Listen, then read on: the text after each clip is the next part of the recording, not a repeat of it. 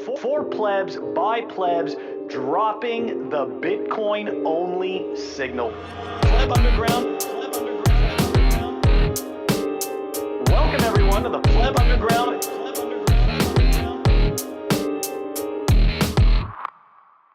Welcome back to Pleb Underground. This is episode 38. Why is it that I can't stop writing, can't stop exciting, promoting to higher levels, full screen, no bevels, fall back down and emit, new energy, can't quit, electrostatics determine the wavelength, the real specific color, not day-to-day strength, atomic structure, written eclectic content, tomorrow is quantum, like a photonic event, walking my dog, streaming C.Castro, Bitcoin to the moon now, Bitcoin to the astro, check the logic, it's not automatic, space, that's galactic, programmable reflexivity, time and travel relativity, go read the GG, Bitcoin is time, stronger each day until the final chime. Standing thinking about my dog from naught to one, big pause for thought, integrity can't be bought, nor double spend. Don't be a double spender, melodramatic agenda, politicians robotic like Bender, always chaotic, never calmer, call Marty, back to the Futurama, rabbit hole recap, habit toll, kneecap, risk adjusted, still risky behavior, self-responsibility, the only savior, what's life without temptation, sometimes appropriate to use hesitation. Left curve buying taproot wizards, their money flying to taproot lizards, Fiat overlords are reptilian, Murphy's Law, Killian. Still early, so the blinders are peaky. Only one coin not creaky. Pre-workout, resting itch face. Bump the fee, resting bitch face. Nodes should look good. Check out crypto cloaks. Sell your shitcoins before crypto croaks. Bunch of midwit crypto blokes. 10 to 1, give me crypto jokes. She's quietly kinky, tiptoe chokes. Fuck CSW, can't back an imposter. Value for value, Zapanak on Noster, only kings on our roster, Phil, Walton, Chong, Cheech, smoking trees, and I don't mean beach, endless bars like Miami Beach. Life is something you live or something you hate. Proof of work enables your sunshine state. Walton, absolutely awesome. And joining us today, special guest, fellow Bitcoiner, maybe the king pleb of the Tab conference, Tidwell. Thank you very much for joining us on our show. It's great to be here, Phil and Walton. I'm honored to be here. Awesome. All right. Well, without further ado, we are diving into the numbers. Yeah, the numbers, as always, brought to us by Timechain Stats and Timechain Calendar. Phil, what are they like this week? At the time of this recording, the block height is 789,428. The Bitcoin price, 25,985. Sorry, that is the Fiat Bitcoin exchange. And the total public Lightning capacity, 5,355.95. Moscow time dropping 38.57. And the chain rewrite days, 704. Ugh. Look at that, huh? It's a pretty good fiat exchange. You're getting a little more corn. I know that for some people it's bittersweet. Walton, thoughts? Thoughts on those numbers before we dive into the numbers? I mean, I bought some Bitcoin last week, so of course the price, I did a smash buy, so of course then the price drops. That's how it goes, right? Oh yeah, no, but of course. I still think smash buying is the best, and anyone that disagrees can go fuck themselves. But also, you need to decide what works for you. If you're someone that has, constant income, if you have not so constant income, you need to balance your income streams and stay. What's the term? Stay solvent, right? You should be using Bitcoin as a savings tool. But how you use that will depend on your individual circumstances. Very well said. Very well said. Tidwell. You have to keep at least 0.01% of your wealth in fiat, is what you're saying. The other 99.9% Bitcoin. No, I think it should be more than 100% Bitcoin. But living in take out some debt. Take out some debt in order to get over that 100% threshold. So many countries do it just fine. Why can't we, right, as individuals? I mean, I personally think using credit cards and paying them off is a good behavior. If you want to, completely extricate yourself from the fiat system, that's fine as well. I think, I don't know, I'd rather put something on a card, pay for it at the end of the month than just pay for it out of fiat earnings, and I can have that month for free, so to speak. That's a good point. I mean, again, right, this goes back to the whole, whatever it is that you are comfortable with. Every single one of us has different timelines and different goals, and as a result, it's never a one size fits all. That's why I always have such a hard time with the people who push these like very hard narratives. And of course, one can argue that, well, the middle of the road is a hard narrative, technically, because it's a completely different narrative. But to me, it just seems like it's a little bit more personal. And I think that people should kind of, go easier on themselves, right? Instead of trying to stick to like one hard, fast narrative. So to your point, I like the smash buys. I feel like the smash buys are this like middle of the road. Like I see a big dip, and to me, it's a big dip, right? To somebody else, it may not be, right? Seeing Bitcoin drop from 28K down to 26, you may not care if you've been in since like 100, but if you got in a little bit later, maybe that move seems significant enough that you want to add to your position. So again, it's not the one size fits all. Tidwell, you a one size fits all guy or not? I mean, I have been wearing like the same size shirt for like the last, 20 years. So, I mean, if you're not wearing a size medium shirt, I mean, what are you doing with your life? Lose some weight or gain some weight. But there's a lot of like interesting things just with the idea of, smash buying, DCA, whatever you want to do. But, I have a dilemma. Like if you acquire too much Bitcoin, it's, it's a superior money. It's like you don't want to spend it. You have no other, like if you're in a world that isn't gone full Bitcoin, people are still somehow, receiving fiat currency for their goods and services. It's like there's this weird thing where it's like you have, companies that like Bitcoin company where you can spend Bitcoin, get Bitcoin back, or you can use like a fold card, spend fiat and get Bitcoin back. It's like there's all these, like, depending on your allocation of Bitcoin, you have different, potential ways of using it. I don't know. There's I think I think the cool part is because of, the industry growing up, depending on where you are on the spectrum, it's like the autism council, right? Where we are on the spectrum of, all the hodler spectrum. Yeah. There's going to be something there for you to make your life a little easier, which is cool. Cause it wasn't always like that. Right. So, you can almost go like completely Bitcoin now without really jeopardizing any kind of lifestyle where that, you have to obviously know what you're doing, but I don't know. It's kind of interesting. I'm just throwing it out there. I think it's also different if you're living on Bitcoin, right? People who only earn in Bitcoin, they have no choice. But I think it does require more management, right? I would imagine and where you can spend Bitcoin needs to be thought about it needs to be planned out a bit more, essentially. And it's still early days for many companies. They're not giving a discount if you pay in Bitcoin, and paying in cash, essentially. You're paying the full amount up front.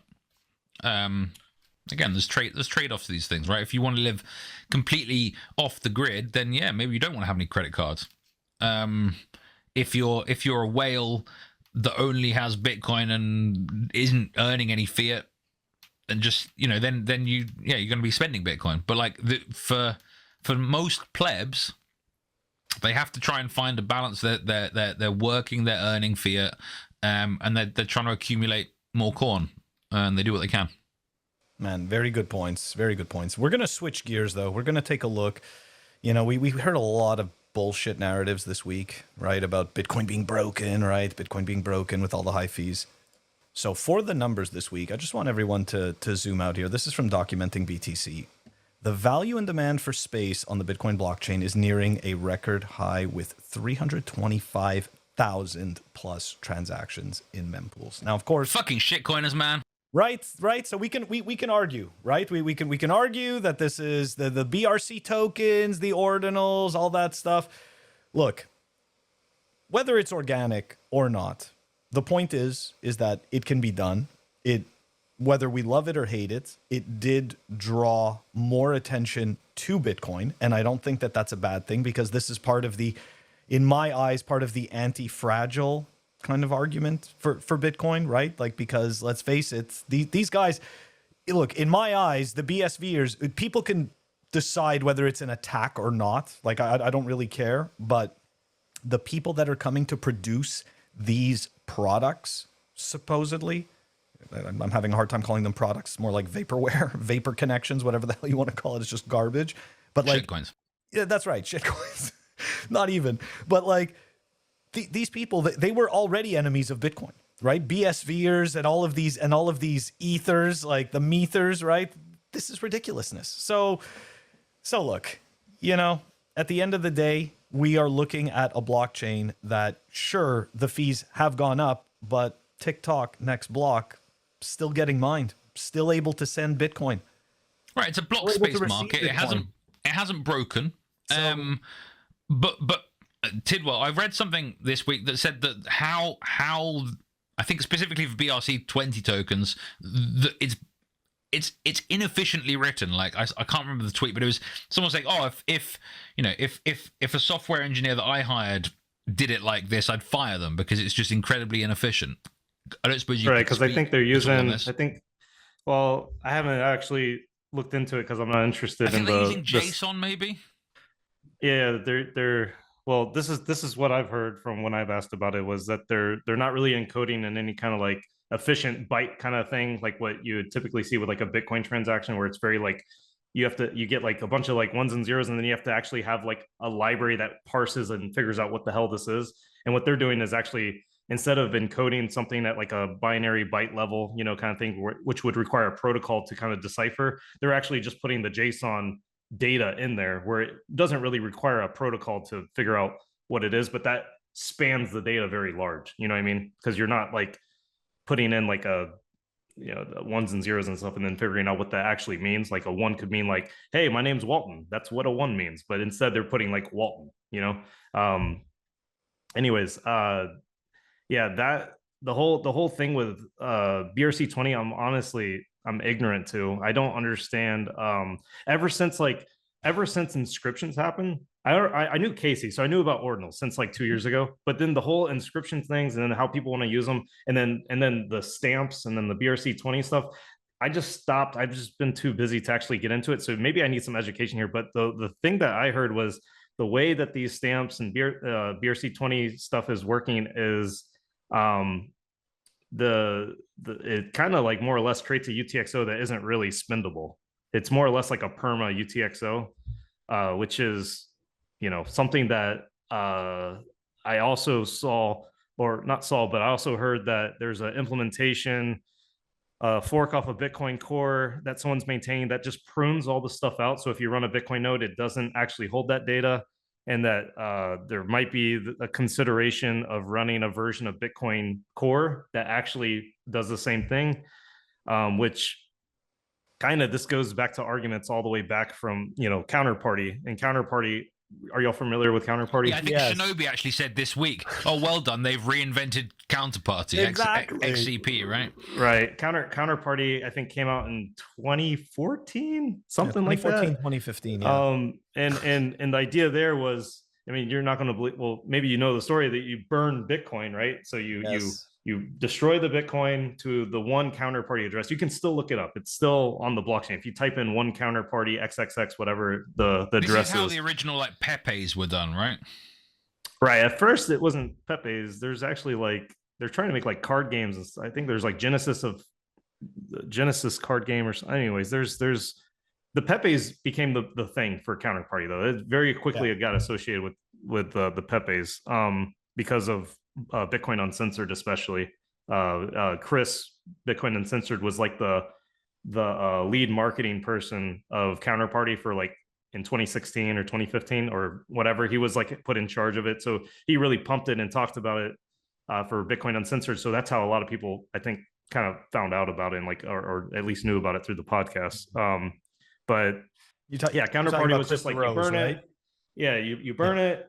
You get the XRC, the XCP, the shitcoin, probably, as Walton would call it, and then the idea is like, okay, it's verifiably scarce because you have to burn Bitcoin to get this XCP, and then from there, it's using like its own op return kind of whatever thing to prove transactions, and then I think at first counterparty was doing like every single transaction was like an op return on Bitcoin. And then the conversation was, oh, well, op returns can be pruned from Bitcoin. So counterparty is bullshit. I think ordinals is like a completely different thing because they're using like the script, right? They're encoding inside the 4 megabyte maximum script size or something. So they're not using like op return, right? Isn't that right? So actually, Like, my understanding with inscriptions is with op return the message goes with an unspendable output, whereas with inscriptions the message is with a spendable output. Right, but the output is not like a isn't it put into script because your op return can only be so large. So they're actually they're putting it in like the script of the like a bullshit transaction, but just to put the data there, right? Isn't that how it's working? So anyways, the whole this argument of like pruning the blockchain has been around for a long time, but I don't think it's ever been done like in terms of like any kind of mainstream implementation. So it'd be interesting to see if this actually, gets done, and then what that means for future Bitcoin stuff, because it's always been like, hey, if it's in Bitcoin, it's valid and it'll always be there. But then if like it's on no one's node, then is it really, To me, this stuff still has the issue of an Oracle problem, right? Someone is recording it, and you're trusting them. Am I misunderstanding that? No, it's always a third party. No, you're absolutely right. It's a third party index, right? Like that's the whole thing, right? Like the inscription, if I understood this correctly as well, the inscription is using the op return field because the field was enlarged. So it allows these bigger data sets, and all the ordinals are doing are simply just looking at that field and being able to decrypt it, right? Like, so you have a viewer, right? So the ordinals, let's say an ordinals website allows you to essentially see that message, I guess, like in its JPEG form, or in its video form, or audio form in some cases, because people have, done this with audio files as well. So all it is like, it's a viewer and an index. And technically anybody can offer this, and it's just, I don't know. It just seems so I might actually be ignorant then to how this works, because I was under the impression it didn't require an Oracle. So I might be wrong about that then, because I was thinking, it didn't. Well, an Oracle, you usually need to map that data. Yes. And like the data actually isn't like you're getting like a hash. So then it's like you need an Oracle to resolve that hash or something. But what I'm saying is, I don't think, from what I understand, and granted, I haven't like looked deeply, this doesn't require an Oracle because the data is actually in the Bitcoin blockchain.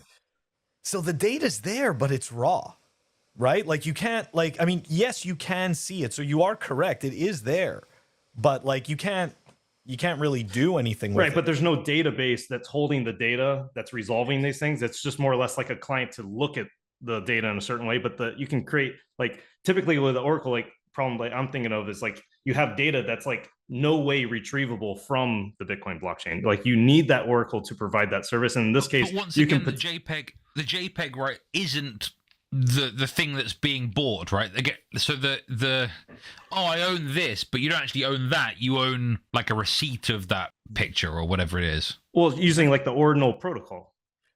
So I know that I think it was last week or the week before, essentially what happened was that the Oracle, not the Oracle, sorry, the Ordinals, I think it was the Ordinals wallet website or whichever one it was, one of the big ones. Essentially what happened was that there was like some type of a corruption in their index or something like that. And then all of a sudden... Well, you're talking about Super Testnet. Testnet broke it, right? Super Testnet made like a invalid, like he referenced an Oracle, but then did like a zero output kind of thing, where like pretty much I think input, zero value output, I believe it was, right, which pretty much broke their client logic or whatever.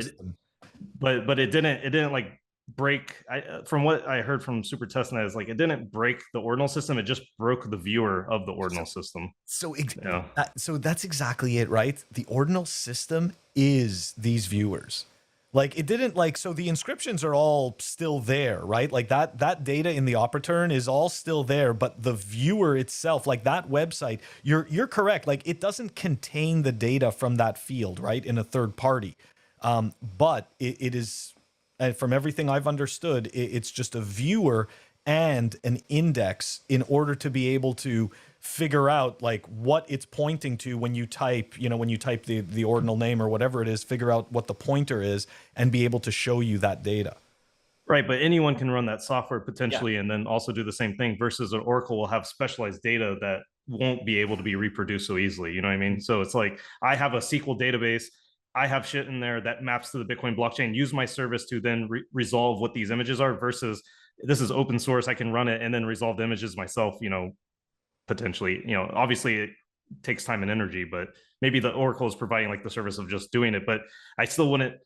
This is also me speaking potentially in high ignorance, so it's going to be okay. like We're someone, just shooting the shit about this. I mean, yeah, all good. Yeah. But from what I understand, is like the ordinals, the ordinals are using like the UTXO index, you know, within like the UTXO. Every set is like a potential ordinal or whatever, and then the inscriptions. The way I thought that worked was, granted, this is what I think it uses the actual script itself to then you know, put in that big ass, you know, whatever JSON file or image, you know, render or whatever. And that's why images can only be so big, right? You can't make an image larger than a few megabytes because the block space. So yeah, I think really what's funny is this should just go to Bitcoin Cash. I mean, they have big blocks that you can make 4K images there, you know, or BSV, right? I think that was the whole point. All these BSV people, let's go to Bitcoin and we'll do stuff here, and then we'll try and tell everyone to come over to BSV, and everyone will say no. But one question I have is whether this is an attack or it isn't. I think we're in agreement that there's some inefficient use of block space. Yeah. Can we talk a little bit about bloat? Like we have like long term. Yeah, long term. Does this risk? I like to think of decentralization as a vector. So there are incentives that drive decentralization, and small block size is the key one, right? That enables many plebs to run their own nodes, because you don't need to have, you know, a 50 terabyte drive or something. You have a 1 terabyte drive for now.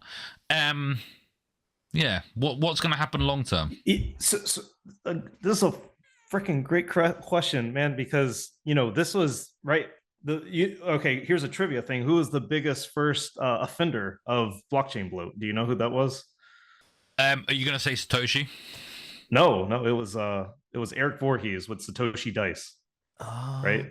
So he was the first big offender of like blockchain bloat, UTXO bloat, kind of, you know, like bullshit dusting, you know, like all this stuff, right? He was the first big offender, and he accounted in a short period of time of like, I don't know, I want to say something crazy, like 50% of every Bitcoin transaction, or, you know, of all transactions of all time or something. And, you know, this is the guy who also went on to make Shapeshift and Prism or something, whatever. I don't know what he's doing nowadays, but anyways, at one point, by the sounds of it, after Shapeshift, I kind of lost track, but Shapeshift, to be honest, was a really interesting thing. No KYC. And then they made KYC and it became vastly less interesting, but, we're okay. So the whole Satoshi Dice bloat thing, you know, scare, which is like, hey, if we're not careful, we're going to fuck up Bitcoin long term and there's no way to fix it. I think it's an interesting question that I don't know if anyone necessarily has like the perfect answer to. There's some people saying like, oh, we can prune, you know, bloat out if we need to, but then you get into tricky situations where it's like, well, if I'm using Bitcoin in the way that it can be used, but just no one knows about it, you know, like I didn't like create a BIP. I'm just using Bitcoin and I soft fork it. I didn't tell anyone, you know, and I'm doing Bitcoin a certain way, but then later there's going to be like an update that messes it up. Well, these people might be thinking like, oh, we're cleaning up bloat, but really they're like disenfranchising people doing private use cases on Bitcoin that they wouldn't know about. So there's that kind of argument and use case where a lot of core developers talk about, like, where it's like, well, we can't do this and it has to be a soft fork because of this, and we also have to have, you know, spread it, you know, wide and talk about it in community in case someone's using Bitcoin for like some company use case that we don't know about, and we might destroy their atomic swap system that they created, or, you know, whatever. So yeah, it gets tricky. And honestly, I think if anything, this just kind of shows like Satoshi wasn't perfect. None of these ideas were fully flushed out. If we were to redo Bitcoin nowadays, it would be vastly different, right? We would probably prevent a lot of foot guns, you know, from being possible. It's going to be interesting. The best part is there's a lot of smart people in Bitcoin that are working hard to make it better. And if things end up due becoming terrible, like in terms of bloat, I have full faith in humanity, which might be rare in the Bitcoin space, but I have full faith in humanity to say, hey, look, we're going to fix this. And if we do need to jeopardize some of the backward compatibility to fix a serious issue that jeopardizes the vision of Bitcoin, then I think, I'm not afraid to, if that were to be a thing that were happen, I would be okay with that, as long as it, seems like it's in the spirit of doing what's right. So that's kind of how I see things. So if it really does get bad, I have faith in us to adapt and evolve.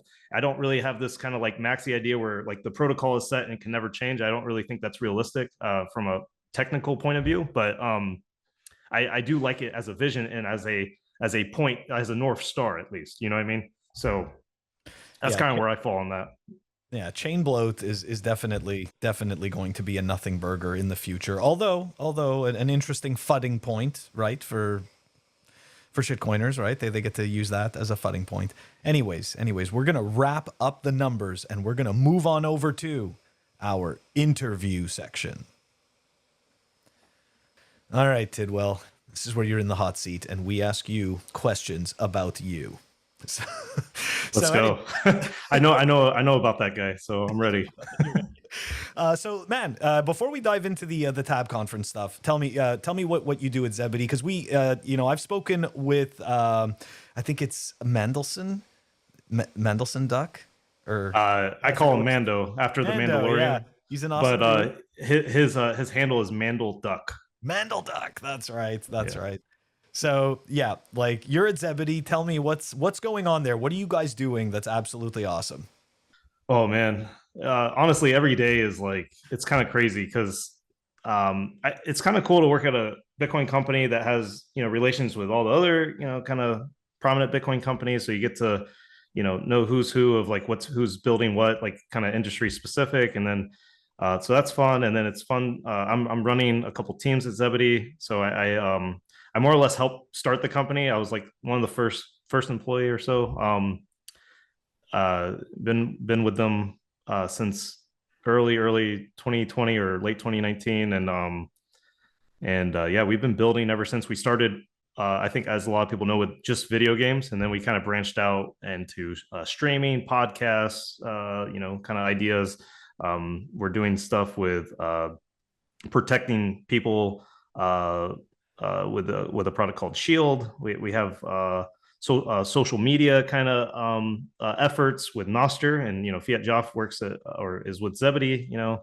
He's helping us out, and we're trying to do a lot of things, and there's a lot of things we could do as well, but I think we're focusing on things other than video games now at this point. So it's a lot of things to do, a lot of work, and it's pretty motivating. So I think the last I heard about Zebedee was, essentially it was a tool that meant you could get paid sats when you get a headshot on Counter-Strike.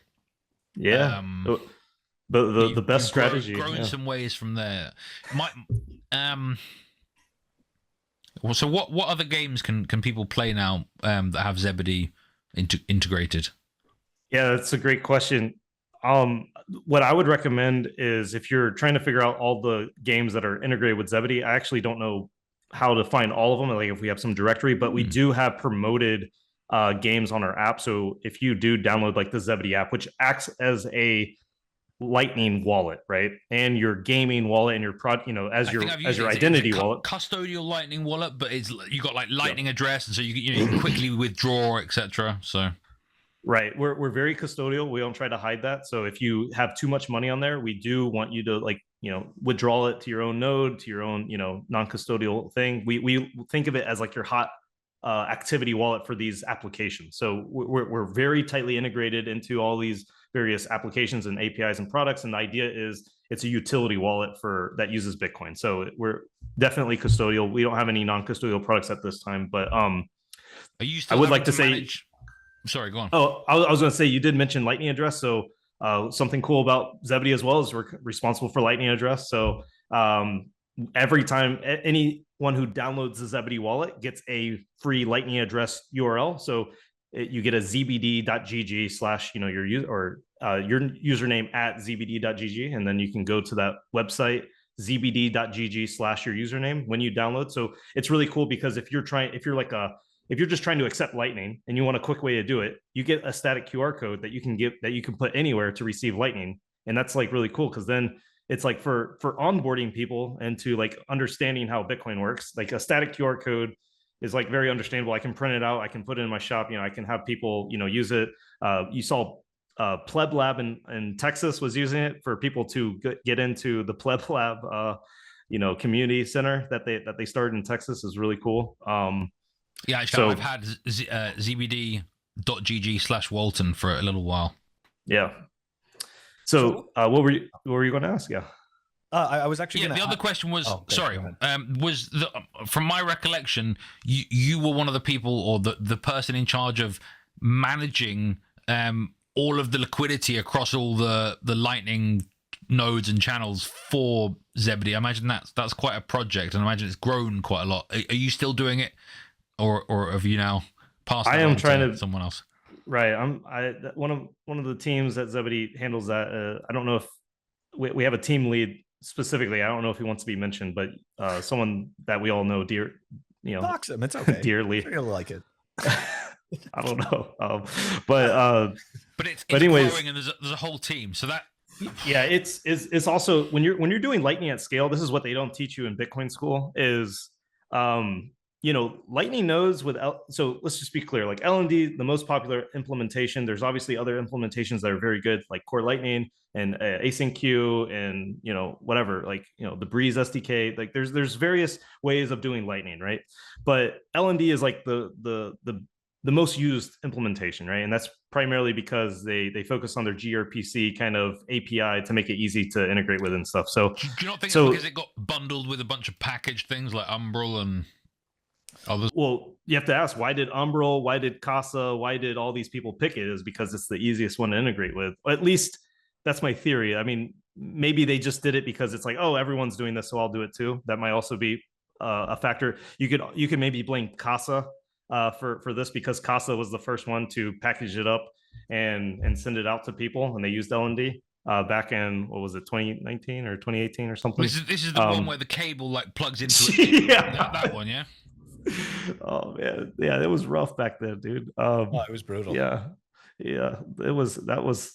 I think Mike in Space was making fun of it for a long time, and there's a lot of memes about it. But what they don't teach you in Bitcoin school is like, hey, when you want to scale this out for like an enterprise or a company that's going to be doing, thousands, tens of thousands, hundreds of thousands of microtransactions in short periods of time, a single node, kind of just dies and falls over and just doesn't work at all. And then how do you, like now, like the software that everyone's using doesn't work. Like, what do we do? And like, if you're responsible for that, what do you do? And then you have to come up with, sort of half-baked solutions of round robining between many nodes, and you have like kind of like ingress kind of ideas where things happen and you try to round robin between your infrastructure. You just have a bunch of really shitty nodes, but you span them out really wide, and then you can reduce issues. But it was very rough. It's gotten way better in the last 3 years, so it's not nearly as bad.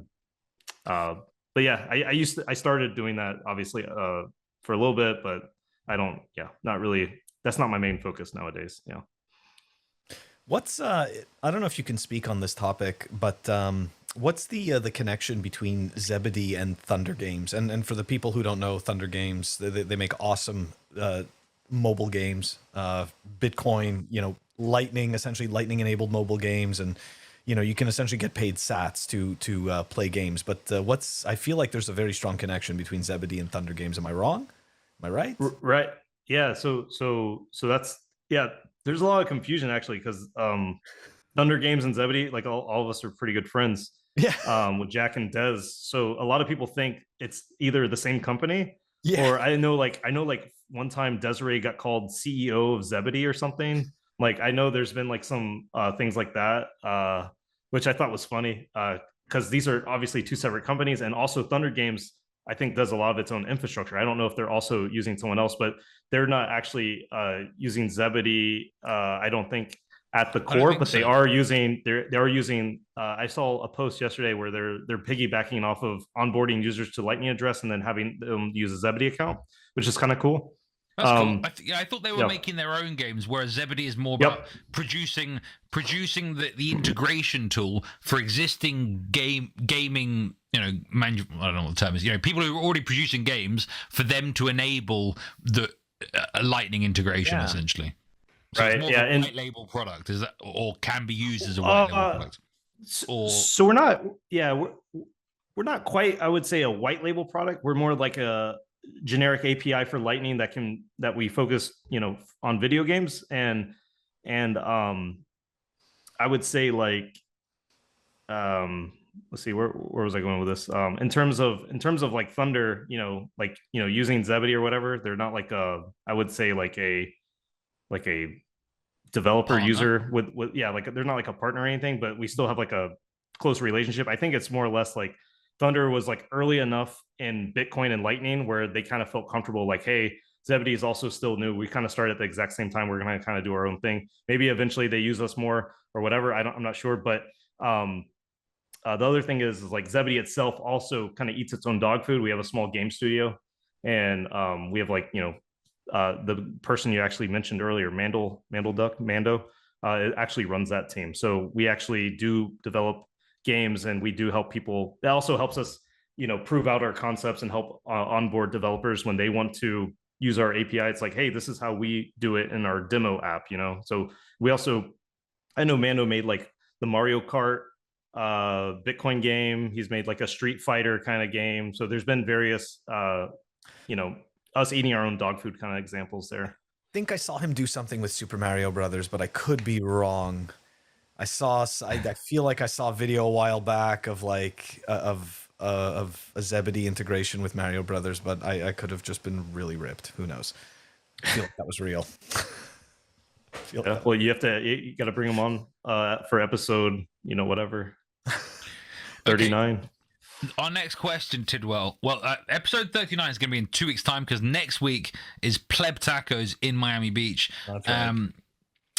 But my understanding is that a lot of people have issues with conferences because they're not very pleb focused. And one of the reasons, we've become friends, Tidwell, is that your focus with TABconf is for it to be not some kind of corporate cucked event, not for it to be full of shitcoiners, for it to be about Bitcoin education, Bitcoin plebs, and people learning more technical knowledge about Bitcoin. Can you tell us more? Yeah, so my opinion in the space is similar to internet technology, computer technology. There was a lot of people, when email came out, they're like, oh, I'll have my secretary send an email, or I have no time to learn, this email thing, or I have no time to, every like, I'm using email as an example, but now it's like executive not able to send his own email is kind of ridiculous. We have good, client software, and he knows how BCC works. I mean, he knows how attachments works. He knows, how, all the kind of email-y kind of things, signatures, whatever.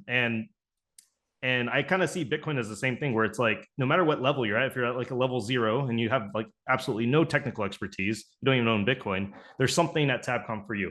And if you're all the way and you actually know how to, write Bitcoin script, and you very like low protocol level things, there's something there for you. So it's like, there's something there from 0 to 10 in terms of like your level of understanding of Bitcoin. So the goal is to bring everyone a little bit more technical, because I do believe Bitcoin is the future, and I don't want anyone to be left behind. And I want people to use this as like a place to not only meet people, potentially meet business partners in the future, but meet friends and meet people that also want to learn, because that's the best way to stay motivated. And the way we've broken things out is we're trying to make it the most organic, grassroots kind of possible conference. So we try to keep tickets cheap. We try to spend all the money back into the conference. We pretty much only keep enough money for the down deposits for next year. That's kind of like, we fail at that a lot, but that's our goal. And there's another guy named Brandon who also chips in some of the cash up front every year. And we pretty much buy venue space. We give it away. and we let people run their own mini conference. So we try to take all the logistics out of hotels, food, coffee, venue space, hours of operation, directions, website. The idea is like, how can we make this where people who are interested in doing content can just come and do it and not have to be stressed out? And like, how can we provide that in like a Renaissance fair way of like, just like open space, rooms, whiteboards, projectors. Like, let's just, it's going to be 4-day event with just, building, learning, presentations, spicy conversations, dancing, karaoke, etc. Whatever. It always gets interesting every year. Very cool. So we're talking September. Can you remind us of the dates and where plebs out there can find out more and potentially buy a ticket? Yeah, so it's September 6th through 9th, and TABconf.com or 2023.tabconf.com. The current ticket price is $121 based Fiat.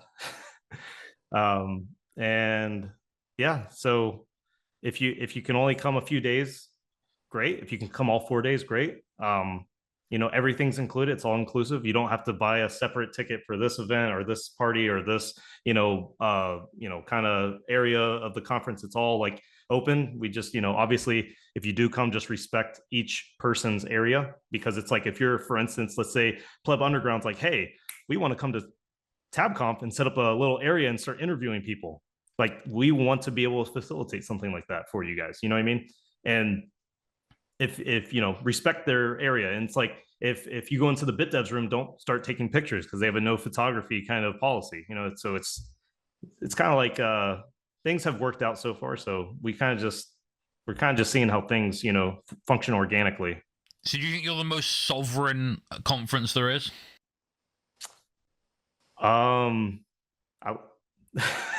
Define sovereign conference. I like that definition though. You're passing on. It's.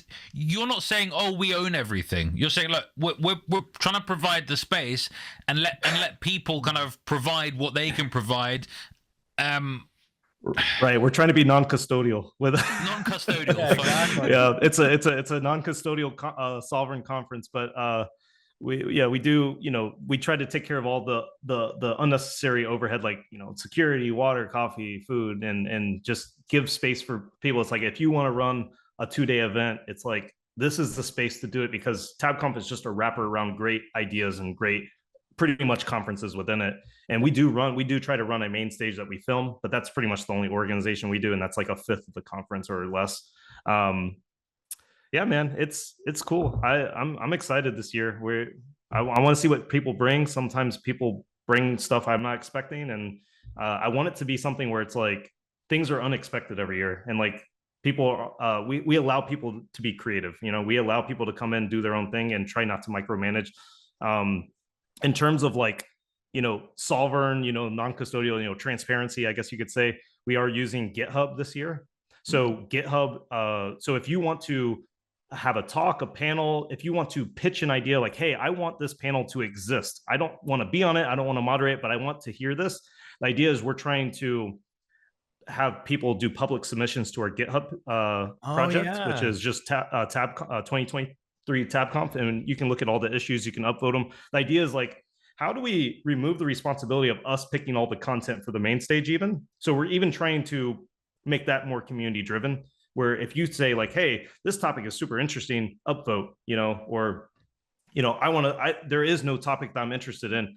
I really wish like Matt Corral and Peter Volley would talk about this. I want to see a fireside chat on this topic where they talk about block space bloat. And I want them to really get in, and I want that to be recorded over, half an hour or something. Like, you can, and maybe they don't want to do it, but we don't know if we don't ask. So we're really trying to be like super transparent. We're going to do the transparency report at the end of the conference again, where we talk about the numbers in our version. We're really like, everyone who is involved, doesn't do it as a job. Like, this is all passion, and we want to share this passion with other people that want to get involved, almost like a Burning Man kind of. I don't know what, I've never been to Burning Man, but I've heard like, it's kind of like the same idea. Everyone brings like their own shit, and like, everyone, kind of makes it what it is. Yeah. Yeah. And so what I'm hoping this year is somewhere under 1,000 people, but more than 500 people. That's usually like a really good sweet spot. So yeah, so that's it in a nutshell. Yeah. I like it. I like it a lot. I honestly did not know what TABconf was about, and before the show, I thought it was like a conference. Phil asked if it was in Europe. I'm like, no, it's the Atlanta Bitcoin conference. Yeah, it's don't worry. Like if it doesn't work out, it'll be the annual technical annual Bitcoin conference, and then we can have it in Europe. So tab at this point, I'm trying to maybe like just have it be tab. I don't know. Like I think having it in Atlanta every year in the next, for the next 10 years might not be the best thing, or it might be, but I want us to, there might be a situation where we want to explore, depending if TABconf grows. I think there's a really cool thing about TABconf being a certain size. I think if you start getting tens of thousands of people, it's just too much, I think. Watered down, right? And I think, if Tab does start getting some really, really high recognition where thousands and thousands, it becomes like a Miami event, then I would be tempted to maybe do it multiple times per year in different areas, potentially, just so it stays kind of modular and small. I don't know, but we'll see. Like I always feel like every year we do TABconf, I'm like, dude, it can't get any better. This was amazing. So I feel that way every time we do it. I have no idea how it could possibly be better than last year, but I mean, we'll try. So I like that. I like that a lot. All right, guys. Awesome don't forget stuff. to check that out. The Tab conference. We are, of course, going to post a link to that in the show notes in case anybody wants to check it out. It definitely sounds exciting. We are moving on over to Rekt. Up next, we have Rekt, sponsored by Represent. Represent is a phenomenal clothing brand that sell a bunch of other cool stuff. You can check them out over at representltd.com. And you can get a discount on all of the goodies with the code PlebUnderground. Once again, that's representltd.com. Welcome back to Rekt. This week, we have two stories. The first story is about paxful. Now, paxful, it literally means peaceful, right? The word pax is the Latin word for peace. And so Bitcoin, being a voluntary opt-in monetary system, is the most peaceful of all. And so paxful, I think, imagine is why it was named as such. Now, paxful was a peer-to-peer, I believe a peer-to-peer exchange, similar to kind of hodl. And I don't think they were necessarily all Bitcoin, but their CEO or former CEO, Ray Yousef, he recently had a bit of a falling out with other directors who were basically shitcoiners and trying to rug people and doing horrible things essentially. And so Ray, the good man that he is, made a conscientious objection to quit essentially and to kind of shed light on this. But now there's these further silly games being played. Ray is no longer the CEO, but now he got banned. He can't even use paxful as a user. Meanwhile people are still trying to reach out to him, asking for his help because they just got scammed. So guys, this is a warning. Don't use paxful anymore. They're shitcoiners. Fuck them. If you want to buy Bitcoin peer-to-peer, there's good solutions, right? You can meet up with people in person. You can use Bisq. You can use Peach, which is very seamless actually. On Peach, you can put an order, and within a couple minutes, you've got a bunch of offers. And then you choose one of the offers, and then you can send money, bank from your bank to their bank, and then the Bitcoin gets released from, what do you call it? What's the word? Like an escrow, from an escrow. So it's very, very, very easy. And seems pretty safe. Now, okay, it's not completely KYC free, because you're still using, a bank account. But again, it's a peer-to-peer system. If you don't want to be using one of these more centralized exchanges, one option to explore. What do we think about paxful and how Ray's being treated? I'll let Tidwell go first. I'm just like, man, so Ray's awesome, right? Or he's at least been very nice to me. But like, do you know more details about the paxful scam, like what actually happened, like how people got scammed, like the process So of my it? understanding was one of the other directors was I don't know. I think this stuff is still kind of in the mix, but essentially one of the other directors, I think, didn't want to kind of get rid of shitcoins, and was I don't know. I don't know enough, to be honest, but it was very much a difference of opinion amongst those higher up in paxful, and Ray had no choice but to conscientiously object to all of their nonsense. So it sounds like if they replaced them, this was definitely a board decision. Then it sounds like, Yeah. So Yeah, it definitely sounds like they othered him. they threshold signatured him 3 out of 5 on the board to replace him or something. Yeah, that's crazy.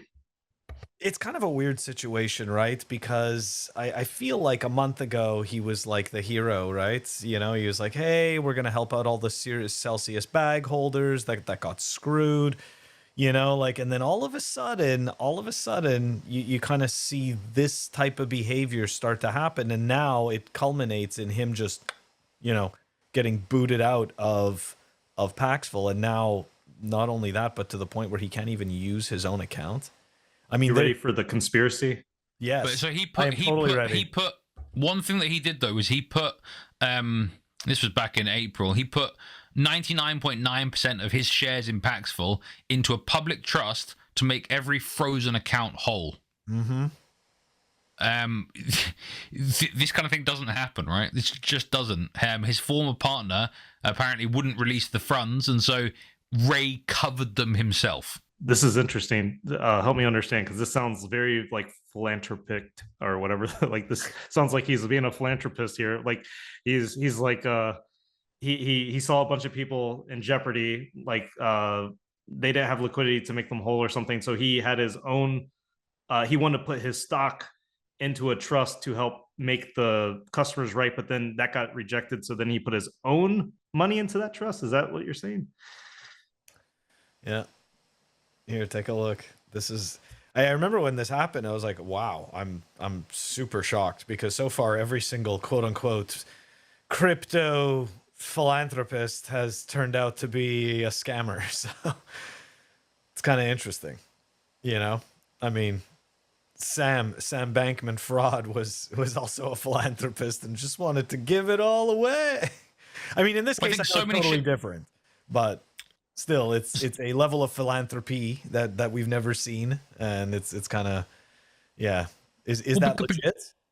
I think so, because I think the problem is that there's so many of these shitcoiners that pretend, oh, your funds are safe-oo, when actually they're not, right? Like it's a bunch of gaslighting, so musical chairs, so that they can run off with it, and so as Bitcoiners, we see something, a message like I remember Ray's original message and thinking, are they actually, or is it doesn't sound right, because we're so used to hearing, oh yeah, it's fine, but actually they're up to no good. And so when there are characters that do the right sort of thing, we're wary. I mean, maybe I think rightfully so, because there's a lot of times where it's like stuff like, especially complicated stuff like a trust for a pleb, just sounds like, I don't really know how the trust works. I don't know how, like, is it really his money, or is it his money because it's A, B to C and then D, and then it's really not that big of a burden for him? Like, it's very hard for me to like even begin to parse that, you know what I mean? Like, yeah, I just like, oh, go ahead. I was just going to say, so I agree with one, like it's natural for us to be like weary, like to be skeptical. And, it's like when someone's doing something that isn't in their best interest, it's like, okay, but like, because you care, it's like, okay, he cares more about his reputation, obviously, than maybe some kind of personal, I don't know, but like. So maybe a stupid question, but a situation like this arises, right? And we see, we see Ray get booted out of paxful. Does that make him more credible and paxful less credible, or vice versa? Like, to me personally, I think it makes him look a little bit more credible, right? Because don't get me wrong, having worked, in a large enough corporation, like I know that people don't want to necessarily believe it, but it's a lot of bullshit, right? It's a lot of bullshit, and it's a lot of like the circles, and you got to be willing to play the game, right? Like it's not the people who call out the truth that end up moving the boat along. It's the people who shut their mouths and paddle with everyone else. So it sounds to me like Ray possibly wasn't paddling with everyone else. So when I was saying like the conspiracy, right? Yeah. The conspiracy is we're getting into great conspiracy territory now, because it's like hypothetically in a universe, like as an AI generated program, I would never accuse Ray of this, right? So but in a fictitious world called Earth 2, where Ray exists and then was CEO of Paxful, obviously is what I'm talking about. It's like just to note, he resigned. He was not fired. He resigned. Because he was clearing that up. Yeah. Right. So going back to like what Phil's saying is like he had very good relationships with the board and executives, and he's like, hey, I want to do this because I think it'd be good PR long term for Paxful and for me personally, and I think it's in everyone's best interest if I resign. It's like a very like cordial thing that wasn't hostile at all, potentially. You know what I mean? Like kind of to Phil's point, right? That's on Earth 2. I would never talk about actual Earth, Oh, that's awesome. I like that you did that.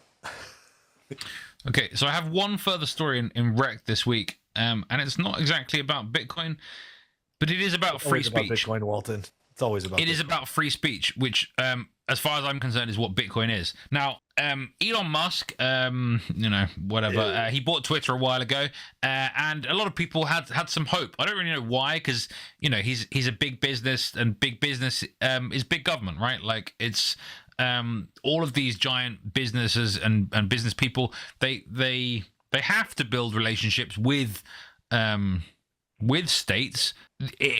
I didn't think it would go this bad. I didn't think he would hire a World Economic Forum like key person to then be the next CEO of Twitter. That doesn't really sound like a good free speech move. So, but we have Nostr, right? Yes, we do. We do have Nostr, and lucky for us, we can post whatever we want over there. But so look, knowing what we know about the World Economic Forum, not only that, but the gaslighting that was done by that particular organization. And what I mean by that is that the World Economic Forum actually denied that they ever made that ridiculous video about building back better, right? And the 2030, you'll have nothing and you'll be happy. I mean, listen, I was reporting on it when it happened. We even showed the video, which, by the way, disappeared after the fact. But my point is that these people are completely insane. Okay, and I don't think that they're like the mustache twirling, like ha ha ha, we're so happy to be evil kind of thing. I think it's much more like they are fulfilling their incentives, and it's just really freaking scary that a person from the World Economic Forum is going to be in that position for this platform where supposedly it's a town hall. And people are supposedly, supposed to be able to, right, congregate in quotations freely. So this is definitely a step in the wrong direction. I think it's kind of weird that like 3 days or 4 days before he announced this, he put out another tweet talking about being able to do direct voice chats and stuff like that. So that's kind of weird. Right? Like, so all of a sudden you want to encourage people to have all these direct conversations and kind of change the current of Twitter, which sounded great in an isolated tweet. But then he releases this. So now if we take that particular tweet out of isolation and put on the tinfoil hat, it kind of looks weird, right? All of a sudden, they want you to have these private conversations through Twitter, kind of taking a different direction. And hey, look who we're bringing on as CEO, World Economic Forum person.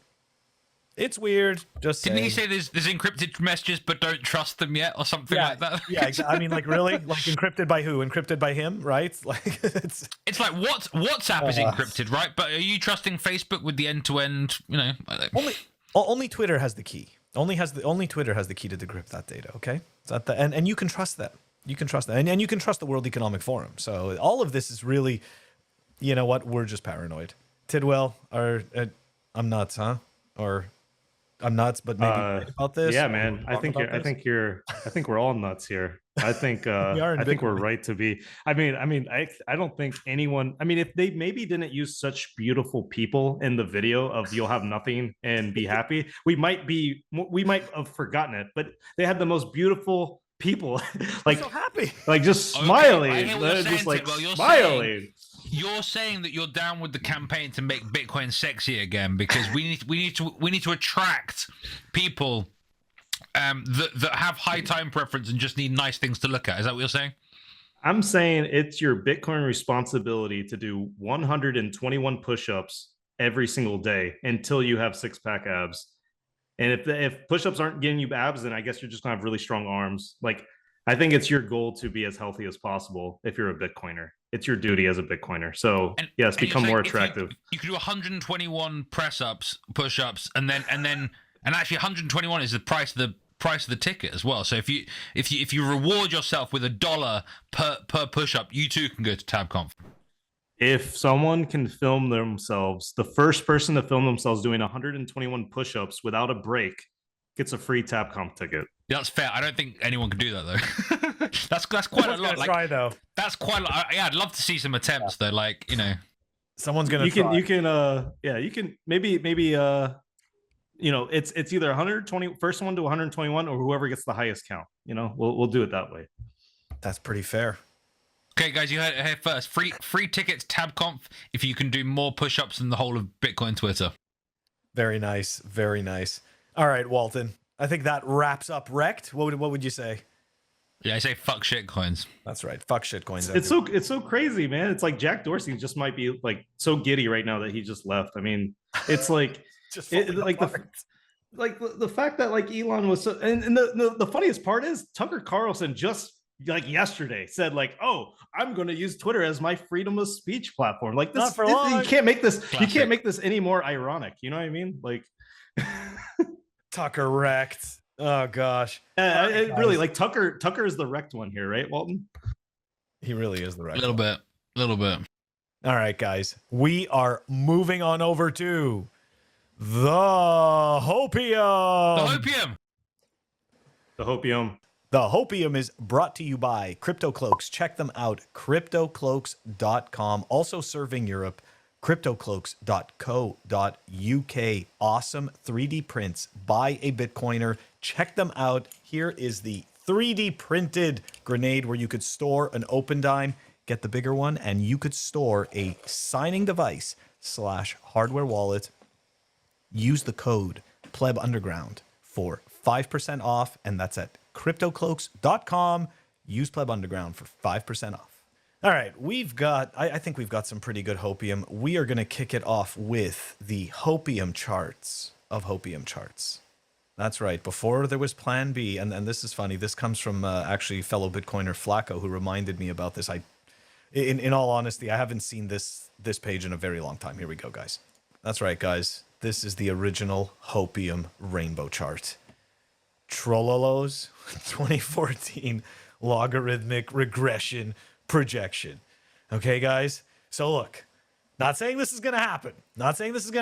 But according to this chart, we are in very good buying Bitcoin territory, and we have a very long way to go into rainbow bear territory.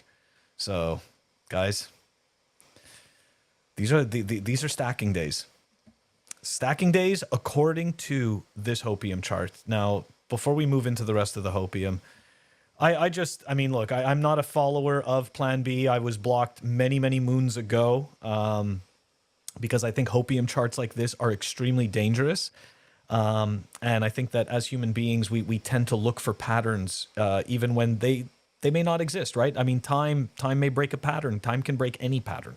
So is it really a pattern once time breaks it? But Tidwell, what are your thoughts on the Hopium chart? I mean, are you a Plan B fan? Were you a Plan B fan, or what are your thoughts on this? Is this all just nonsense?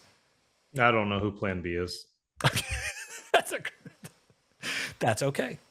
Guys, once again, the reminder, the only chartist you should follow is Plan D. That's, of course, D to Bob, Moon.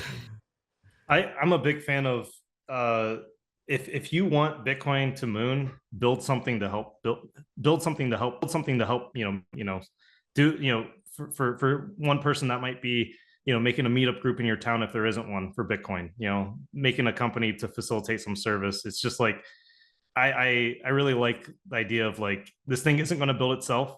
We can't just hope it into existence.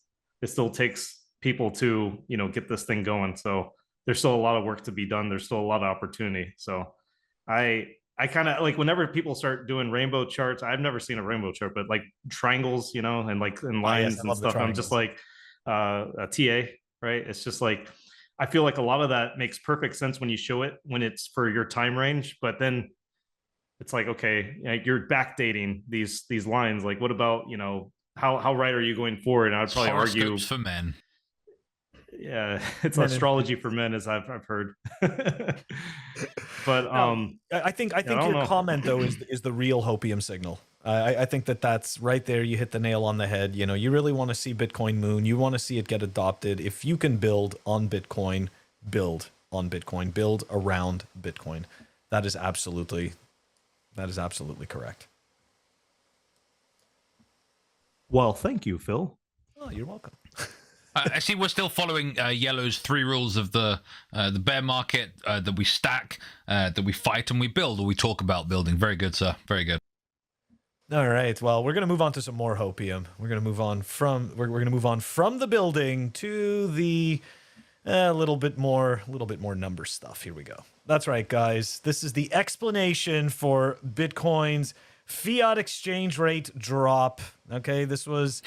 I saw a bunch of people say plunge, Phil. Plunge. It's plunged, and it's like 1% or something. I know, right? It's like, so here we go. The Bitcoin drops to 26K as the result of Binance whale sell-off. 120 million worth of Bitcoin was dumped on the market yesterday. So I want you guys to keep that number in your mind. 120 million dollars worth of Bitcoin was dumped on the market yesterday, mainly from Binance whales. In the grand scheme of things, though, it's not a lot of sell pressure, but the issues stem from an illiquid market. Price is susceptible to aggressive moves. So why this is Hopium is because $120 million worth of Bitcoin got dropped onto the market, and it just got completely absorbed. It just got, like, I think that to me is kind of what the signal is in that. Like, it just got completely absorbed, and so what? So we're sitting at $26,500. Guys, we had a country shut down all of their miners, right? Almost 2 years ago. Then we had the FTX scandal. Then we had all these shitcoin crypto banks. You need to understand the narrative. They are like, everything but the kitchen sink is being thrown at Bitcoin, and this thing won't die. It just won't die. So to me, that's why when I see news like this, I'm just like, yep, that is absolute Hopium. And to wrap it up, before we get into our discussion about this, I think that this piece kind of sums it up, right? They're talking about $120 million dumped on the market. It's illiquid. Oh yeah, it's illiquid, huh? Robinhood wants to make a stock market like crypto, 24 hours a day. All right. They're now offering equities trading 24 hours a day, 5 days a week for certain stocks. The company is calling it the 24-hour market and will be available to all customers by June. You see, you don't change Bitcoin. Bitcoin changes you. And, like, it's just, to me, this is, again, part of the natural progression to the Bitcoin-based world. Like, we are moving ever closer to this, okay? Like, that news from Robinhood, I don't really give a shit what they use to make their equities or anything like that. But the point is that they looked at Bitcoin, and I have to admit, that was one of the things that really, because I used to purchase equities, and one of the things that I really, that pissed me off was that when the market would close, the market would close. And I'm like, does the market close? Like, the market's still on. Everybody's still doing things, So I loved that Bitcoin was just 24/7. It just never stops. And don't get me wrong, but these people at Robinhood, they are, not that I like them, but they see the opportunity. And to me, I believe that a 24-hour market kind of helps solidify the idea that that's really what is more accurate. That is what's true. Like the fact that we have a market that opens at 9:30 a.m. and closes at 4 p.m., that's ridiculous. Like that never made any sense. Phil, you know, Bitcoin's has been traded for more hours, I think, than the NASDAQ. Yeah. Because it doesn't take, you know, weekends and nights off. And just for, you know, in perspective, right? Like on every single day, Bitcoin has 4 life cycles that a traditional market has, even a little bit more. So in terms of liquidity, right? Like that is a bullshit statement because Bitcoin is the most liquid market 24/7. When you have a piece of news that comes into the market, because at the end of the day, we're still dealing with human beings and algorithms, right? When you have a piece of news that comes out into the market, that move gets digested by Bitcoin 4 times faster than a traditional market. Anyways, for me, that is why this is all hopium, and it just makes me more bullish on Bitcoin. Tidwell, what are your thoughts on this? I think we're going to see, you know, big moves until, you know, Bitcoin probably has a market cap of a couple $1 trillion. I think big moves are going to be quite, you know, normal. I think there's until you know, 1 sat 1 penny, you know, USD. I think we're going to see, you know, 10% moves, 5% moves daily. Like I think that's just part of the ride up. And I think this is to be expected with any kind of disruptive technology, anything like Bitcoin. Like if it wasn't doing this, if it was just a, you know, linear road to, you know, whatever, to adoption and to being a standard, then I think it would have already happened by now if it was just so clear. Like the whole idea of it going up and down is because it's fun, exciting. There's opportunity to build. People still think it's bullshit. People still think it's super vulnerable. You know, there's still, you know, question marks on, you know, how we're going to scale to, you know, 10x scale, 100x scale, 1000x scale. You know, I think, you know, saying like if someone drops $120 million on a market and the price goes down, I think it's like, okay, if it doesn't go down, wouldn't that be weird? Like if it goes down a couple percentages, isn't that to be like expected? Yeah. And yeah, I think also like the longer you're in Bitcoin, like I think the more kind of tolerant you are to big changes. You know, 50% plus kind of changes don't really shake you as much as if it's the first time you're kind of dealing with this. So like you made me look at the chart and I'm looking, it's like a 2% change today or 1.9, and I'm just thinking like, you know, it's almost like it's not really noteworthy in my opinion, in terms of like the scheme of things, right? Yeah. Because it's as if you're saying that the longer you're in Bitcoin, your time preference increases. Interesting. I'd like to issue a correction, by the way, on my point previously about the NASDAQ. I think that is true because the NASDAQ's only been around for like 20, 30 years, probably a bit more, maybe 30 years. But it's actually, Bitcoin's been traded longer in terms of the total number of hours than the S&P 500, which launched in 1957. If you want to read more about how, I'll put the link in the show notes. Thank you. That is absolutely awesome. And you know what? I think, again, that just goes to the point of Bitcoin being the most liquid market. So I find it comical that that article claims illiquidity.